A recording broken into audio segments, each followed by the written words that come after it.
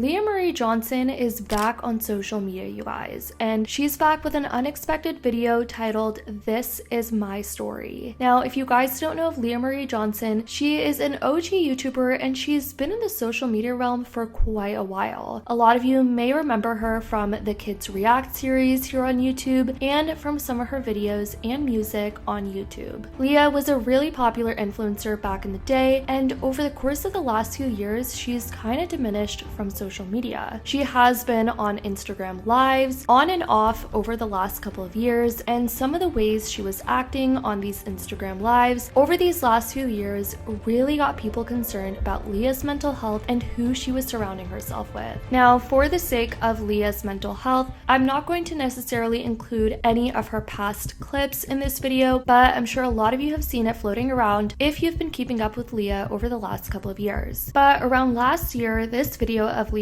had went somewhat viral titled "Leah Marie Johnson Sober Update." And in this video, she explained that she was sober recently for around 3 months, but it definitely seemed like she was much healthier in this video as opposed to some of her clips in the past, as I'm sure a lot of you may remember. I've been sober. Well, I went into rehab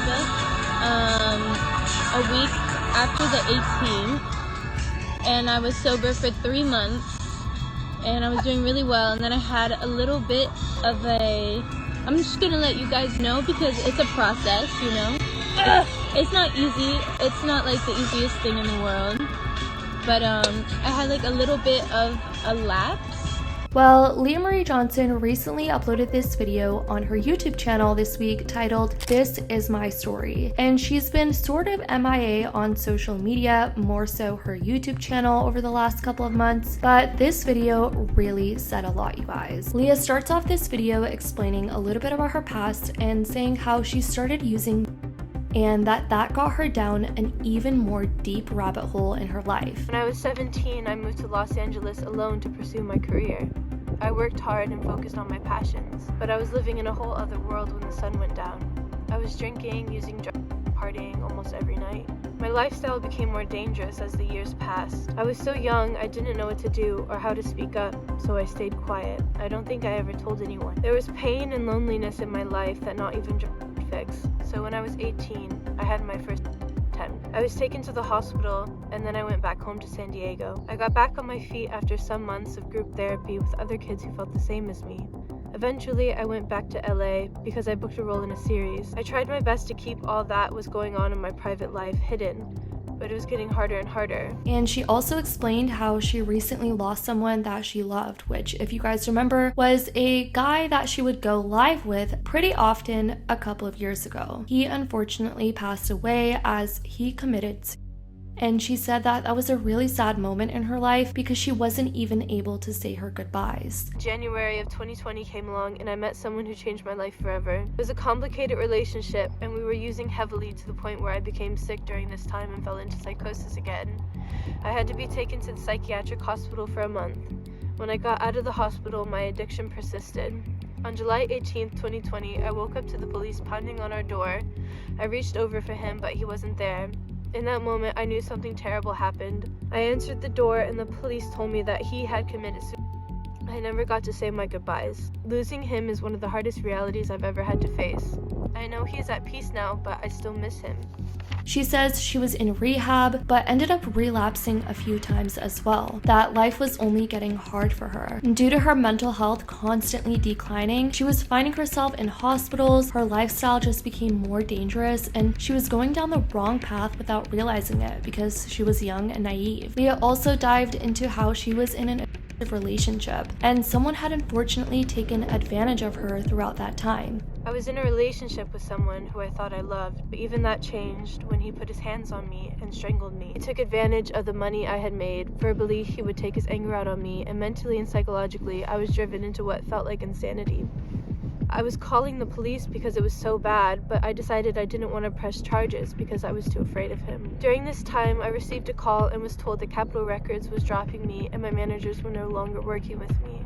All the work I had put in over the years had fallen to pieces and nobody wanted anything to do with it. I didn't understand why my abuser wouldn't leave my life and why I would always take him back in after what he did to me.